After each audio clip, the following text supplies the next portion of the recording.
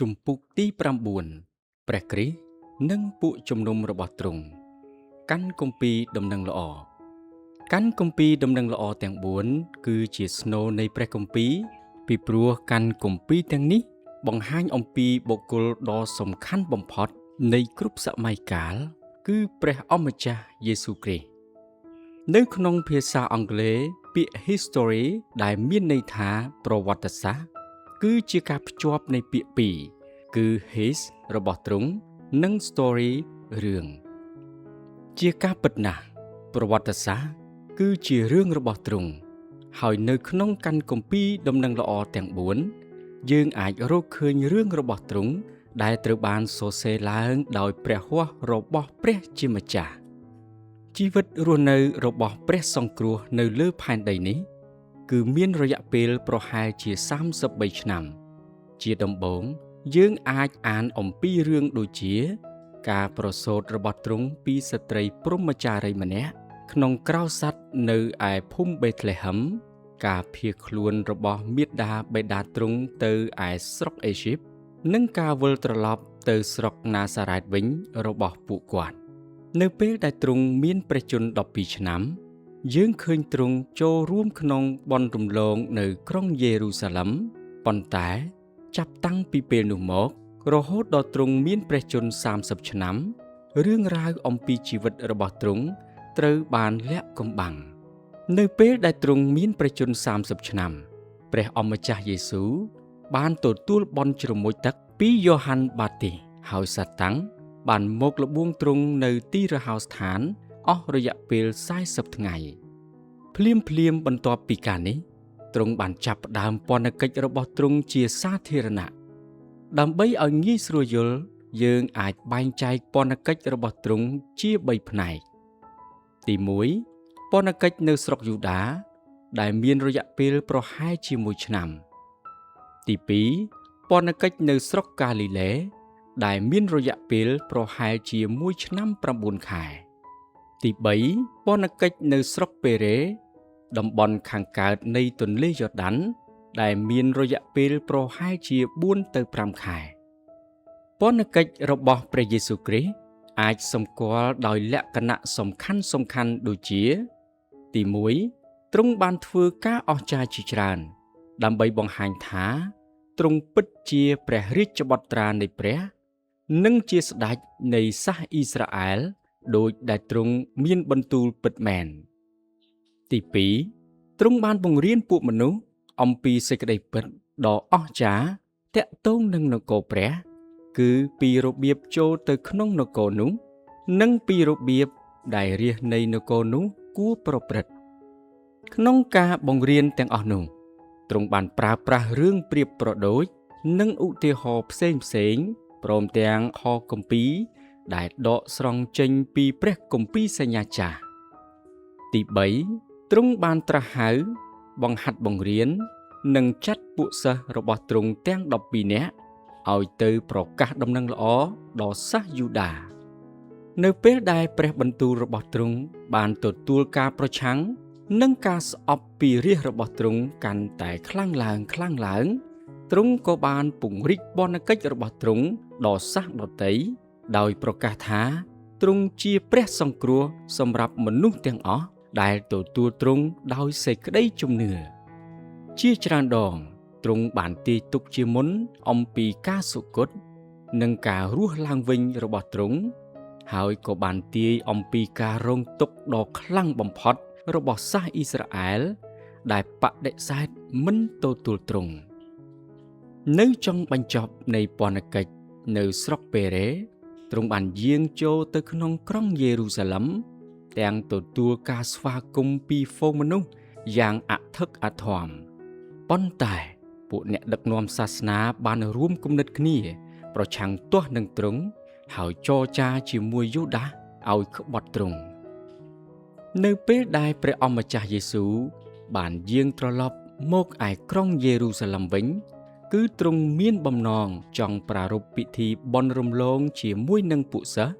ព្រមទាំងតាំងពិធីលៀងព្រះអម្ចាស់ទុកជាសេចក្តីរំលឹកពីទ្រង់ដែលបានសុគត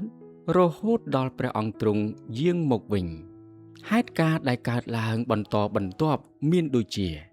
ការអធិដ្ឋានរបស់ទ្រង់ទាំងតបប្រមល់នៅក្នុងសួនកេតសេម៉ានីការក្បត់ទ្រង់ការកាត់ទោសទ្រង់ដោយពួកសាសយូដានៅពេលនោះពេត្រុសបានបដិសេធទ្រង់ព្រមទាំងការកាត់ទោសទ្រង់ដោយពួករ៉ូមនៅចំពោះមុខលោកពីឡាតនិងស្ដេចហេរ៉ូតទោះបីជាព្រះរាជបុត្រានៃព្រះគ្មានទោសក៏ពិតមែនដោយព្រោះទ្រង់បានទទួលការចោទប្រកាន់អំពីសាក្សីคล้ายៗប៉ុន្តែដើម្បីរក្សាសន្តិភាពលោកពីឡាតបានសម្រេចតាមបំណងប្រាថ្នារបស់ហ្វូងមនុស្សហើយក៏បានប្រគល់ទ្រង់ទៅឲ្យពួកគេឆ្កាងដោយជាប់ឆ្កាងនៅកណ្ដាលចោរ2នាក់ព្រះយេស៊ូវបានសុគតទាំងឈឺចាប់និងហូរព្រះលោហិតរបស់ទ្រង់យើងអាចគិតថាទ្រង់ត្រូវបានគេធ្វើគុតដោយដៃរបស់មនុស្សអាក្រក់ប៉ុន្តែយើងក៏អាចគិតម្យ៉ាងវិញទៀតថាទ្រង់បានយាងទៅឯឈើឆ្កាងដោយស្ម័គ្រព្រះទ័យ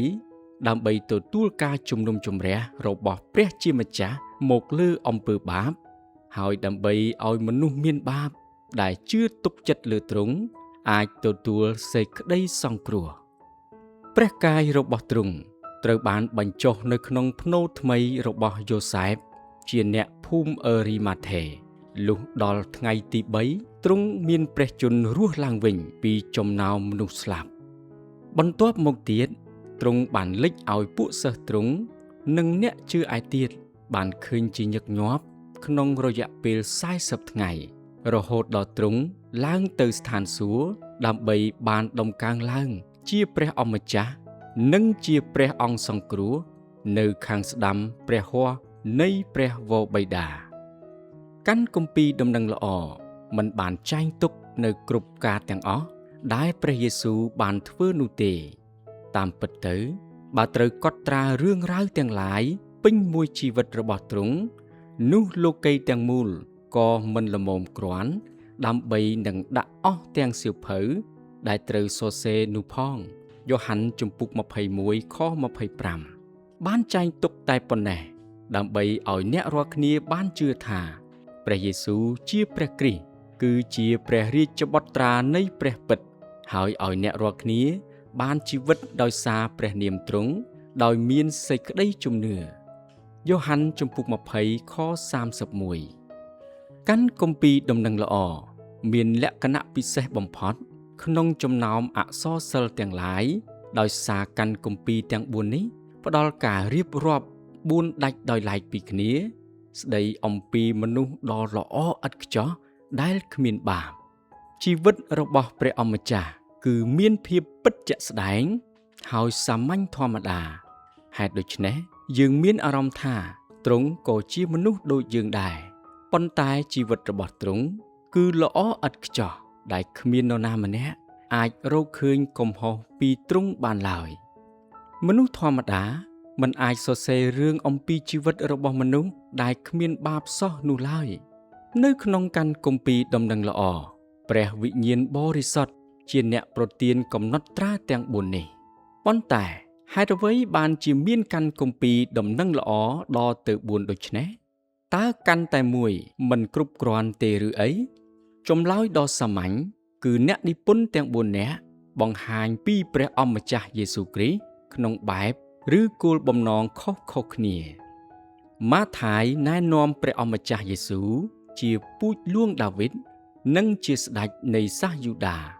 ក្នុងកាន់នេះយើងឃើញពីព្រះមេស៊ីក្នុងព្រឹត្តិការណ៍ផ្សេងៗដូចជាការប្រសូតរបស់ទ្រង់ការប្រកាសពីទ្រង់ដោយយ៉ូហាន់បាទីសការល្បួងរបស់ទ្រង់នៅទីរហោស្ថានការសម្ដែងឲ្យឃើញពីអង្គទ្រង់និងការបោះបង់ទ្រង់ចោលដោយព្រោះម៉ាថាយផ្ដោតសំខាន់ទៅលើការបង្ហាញព្រះគ្រីស្ទជាស្ដេចនៃសាសយូដាគាត់បានលើកឡើងពីពងសាវតាររបស់ទ្រង់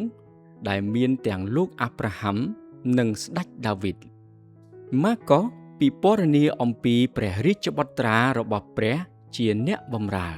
ដែលបានយាងមកក្នុងលោកីយ៍នេះដើម្បីធ្វើតាមព្រះហឫទ័យរបស់ព្រះវរបិតាទ្រង់ដូច្នេះកាន់គម្ពីរនេះ មិននិយាយអំពីពងសាវតារបស់ទ្រង់ទេត្បិតពន្ធកិច្ចរបស់ទ្រង់ជាអ្នកបម្រើនោះសំខាន់ខ្លាំងជាងពូជពងរបស់ទ្រង់លូកាមានគោលបំណងចង់បង្ហាញអំពីព្រះអម្ចាស់យេស៊ូវជាកូនមនុស្ស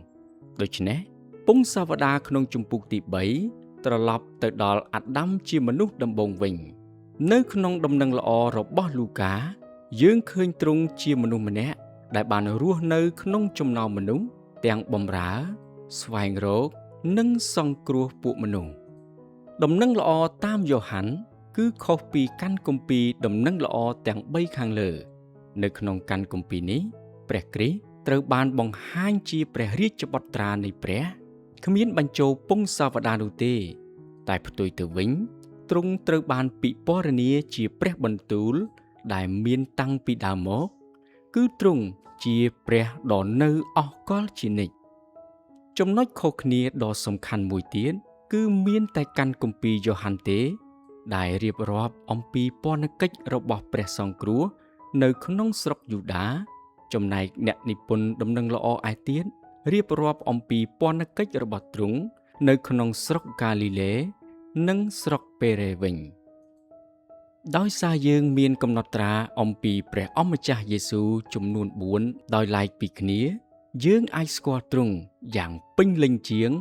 និងច្បាស់ជាងពួកសិស្សដែលបានស្គាល់ទ្រង់ការទ្រង់គង់នៅលើផែនដីនេះដោយព្រោះចំណុចនេះឯងយើងត្រូវអរព្រះគុណទ្រង់យ៉ាងជ្រាលជ្រៅជារៀងរហូត